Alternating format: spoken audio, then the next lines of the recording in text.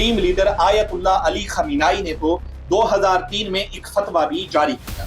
Iraq 2003 की मिसाल देखिए, नॉर्थ कोरिया का मामला भी देखिए। चलिए पहले ईरान के न्यूक्लियर सफर पर नजर डालते हैं। अब आते हैं इसराइल की तरफ, जिसका न्यूक्लियर सफर बिल्कुल मुख्तलिफ है। ये वो जगह है जहां न्यूक्लियर हिपोक्रेसी सबसे ज्यादा वाज़ेह हो। ये डॉक्ट्राइन होलोकॉस्ट के बाद की नेवर अगेन मेंटालिटी से मुतासिर। यूएस प्रेसिडेंट ट्रंप ने तो ईरान से अनकंडीशनल सरेंडर का भी मुतालबा किया। तो फिर मेरा आपसे एक सवाल है, असली धमाका 2002 में हुआ। इसराइल के अनप्रोवोक्ड स्ट्राइक्स का एक लंबा रिकॉर्ड है, लेकिन तब तक इराक तबाह हो चुका है। इस वाक़े ने ईरान और नॉर्थ कोरिया जैसे मुल्कों को एक जबरदस्त सबक दिया।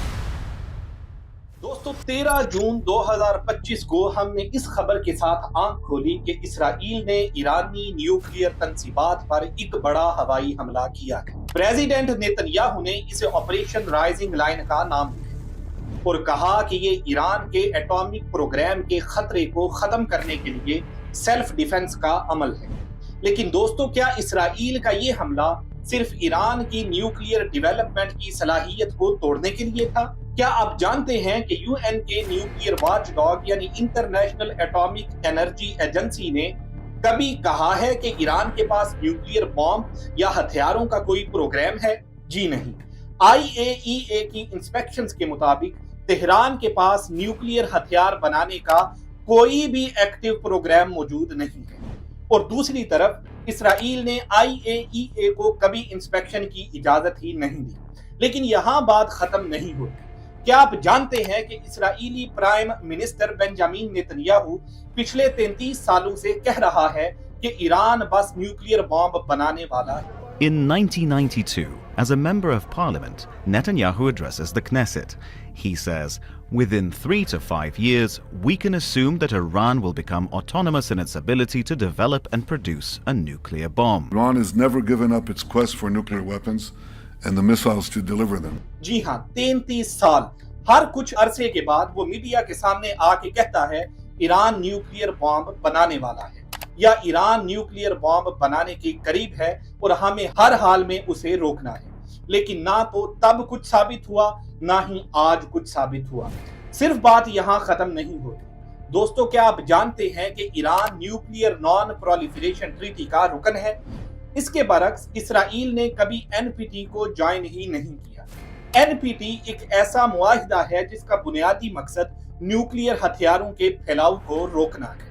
इसके तहत जिन मुल्कों के पास न्यूक्लियर हथियार नहीं हैं, वो उन्हें हासिल नहीं करेंगे और जिनके पास हैं, वो उन्हें कम या खत्म करने की कोशिश करेंगे। अब बताइए दोस्तों, ये क्या सितम ज़रीफी है?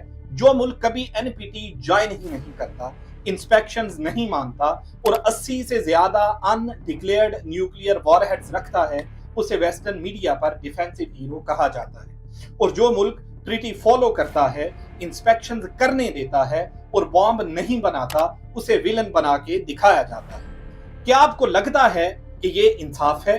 क्या UN के कवानीन सब के लिए बराबर हैं? इस वीडियो में हम इस हिपोक्रेसी को बेनकाब करेंगे। Nuclear weapons. Nuclear weapons. Nuclear weapons. Atomic bombs.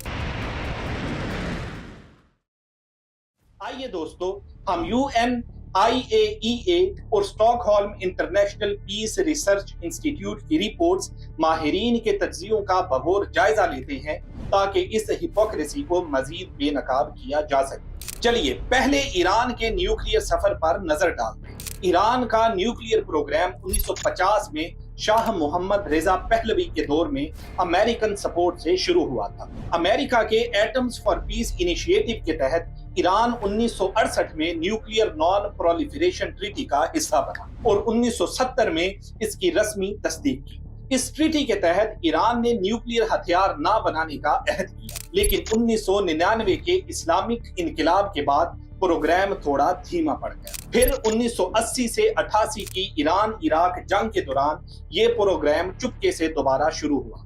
हैरत की बात यह है कि 1988 में इस्लामिक रेवोल्यूशनरी गार्ड्स कॉर्प्स के कमांडर मोहसिन रजाई ने आयतुल्ला रूहुल्लाह खमीनाई को एक खत लिखा, जिसमें उन्होंने अपनी फौज के लिए न्यूक्लियर हथियारों की जरूरत का जिक्र किया।